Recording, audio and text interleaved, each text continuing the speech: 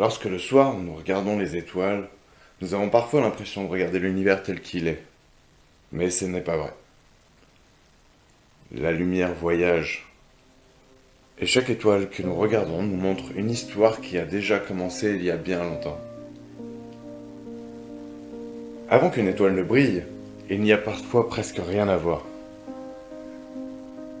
Un immense nuage de gaz et de poussière perdu dans l'obscurité.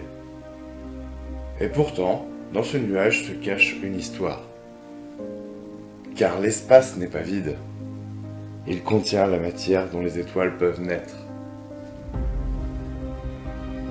Sous l'effet de la gravité, cette matière commence lentement à se rassembler. Le nuage se contracte, la matière tombe vers son centre, la pression augmente, et la température aussi. Et puis, un jour, au cœur du nuage, une étoile s'allume. M42 n'est pas la seule maternité céleste. À des milliers d'années-lumière d'ici, d'immenses nuages donnent eux aussi naissance à de nouvelles étoiles. Voici M16, la nébuleuse de l'Aigle. Dans ces colonnes de gaz et de poussière, la matière est sculptée par le rayonnement et les vents des jeunes étoiles. Certaines de ces étoiles viennent à peine de commencer leur existence. L'univers n'est donc pas seulement un endroit où les étoiles existent, c'est aussi un endroit où elles naissent. Et parfois, leur naissance laisse derrière elles des paysages qui semblent presque irréels. M20, la nébuleuse du trèfle. Du gaz illuminé, des poussières sombres, des jeunes étoiles. Ici, la lumière révèle la matière. Et la matière révèle à son tour les endroits où les étoiles sont en train de se former. Pendant quelques millions d'années, ces jeunes étoiles vont grandir dans leur berceau cosmique. Puis elles partiront. Et le nuage finira par se disperser.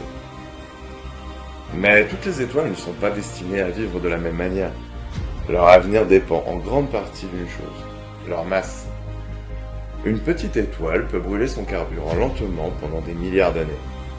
Une étoile massive, elle, vit beaucoup plus vite. Elle est plus lumineuse, plus chaude, et elle consomme son énergie à une vitesse vertigineuse. Elle naît dans un nuage, mais son immense puissance finit par transformer tout ce qui l'entoure. Et certaines étoiles massives vont encore plus loin. Elles perdent tellement de matière qu'elles finissent par exposer leur couche profonde. Elles deviennent alors des étoiles wolf-rayées. Voici NGC 6888, la nébuleuse du croissant. Cette immense structure a été sculptée par le vent d'une étoile massive, aujourd'hui connue sous le nom de WR136. Une étoile qui a commencé sa vie avec une masse considérable. Au fil du temps, elle a expulsé de la matière dans l'espace. Son vent stellaire a rencontré les gaz qui l'entouraient. Les a poussés, comprimés et sculptés. Une étoile peut donc modifier son environnement sans même exploser. Elle souffle, elle sculpte, elle transforme l'espace autour d'elle. Voici WR134, une étoile extraordinairement chaude et lumineuse. Autour d'elle, son vent stellaire souffle à des vitesses de plusieurs milliers de kilomètres par seconde. Et ce souffle a laissé sa signature dans l'espace qui l'entoure. Ce que nous voyons ici n'est pas simplement une jolie nébuleuse, c'est la trace du souffle d'une étoile. Les étoiles les plus massives finissent leur existence beaucoup plus violemment que les étoiles comme notre Soleil. Lorsque leur cœur ne peut plus produire suffisamment d'énergie pour résister à sa propre gravité, il s'effondre. Et selon les circonstances, l'étoile peut finir dans une gigantesque explosion, appelée supernova.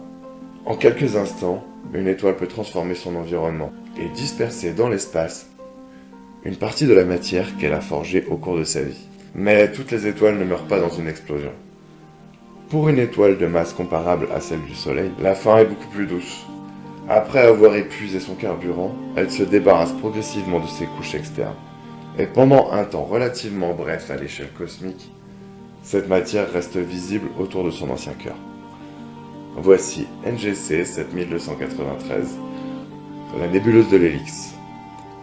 Sa forte ressemblance avec un œil humain lui a valu le surnom de l'œil de Dieu.